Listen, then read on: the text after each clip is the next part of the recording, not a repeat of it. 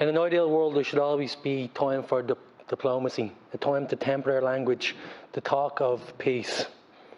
But when children are being bombed in their homes and in their beds, there should be a time to tell the truth.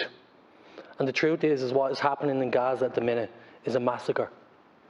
Diplomacy is failing when children are bombed in their homes. Now is the time for plain speaking, to not equivocate in their condemnation, to not equivocate in their language, to not create a false impression of both-sidism. Now is the time to call this for what it is. The situation, the Israeli occupation of Palestinian lands is an annexation. Evictions, bulldozing of homes, displacements of a massive scale. It is an annexation. Now is the time to call out the apartheid and the persecution of the Palestinian people on their own lands for just that, a form of apartheid and a persecution of the Palestinian peoples. The international organisation Human Rights Watch took that decision over the last number of weeks. They have the full support of many within the international community, and I'd imagine the Irish government would do well to follow suit. Now is the time to call the people who are perpetrating, the leaders and the perpetrators of this massacre and this annexation for what they are. Warlords.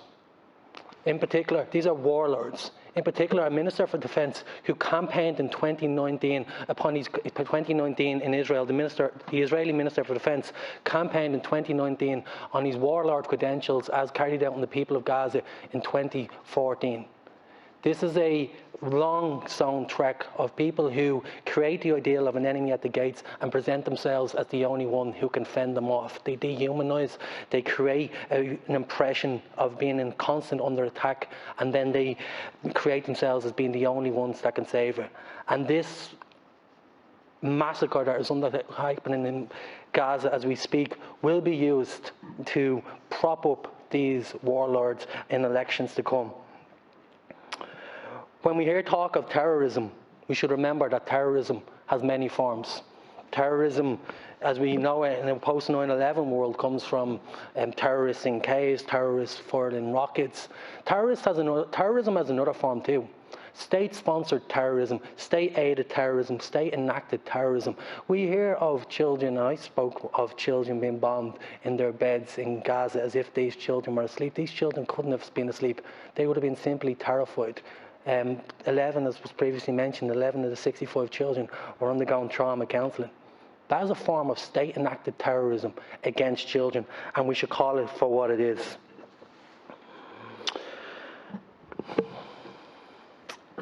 Now that we speak of the truth, we should also talk about how we act. And the Irish government has a responsibility to take action. And the Irish people demand that we take action. And we have a number of options open to us in that regard.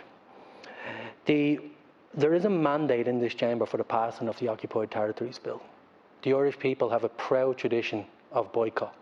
Boycott was a weapon of the weak enacted against the strong throughout our traditions, and it's something that we can enact in this chamber through the Occupied Territories Bill by saying actually no more will we trade in or do business with the Israeli annexation and occupation of the Palestinian lands.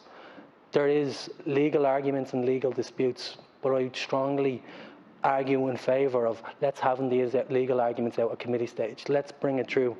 I believe that everybody in this chamber is acting with a good intention, be it in the government or across the opposition. But there is a bulwark coming from one particular party and one particular minister in terms of not bringing this Occupied Territories Bill to the floor of this chamber and letting it be debated. I think now is the time to act. We can't be equivocating in our language. We can't be equivocating in our actions. Our diplomacy is failing.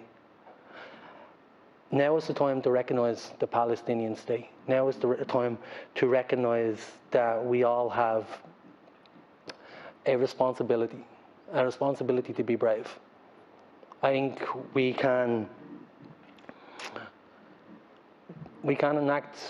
take actions in this chamber that will have ramifications around the world. We've done it in terms of not handling goods from apartheid South Africa. We can do it again. To not do so would be the utmost form of cowardice. I strongly urge the Minister to bring the Occupied Territories Bill to this chamber.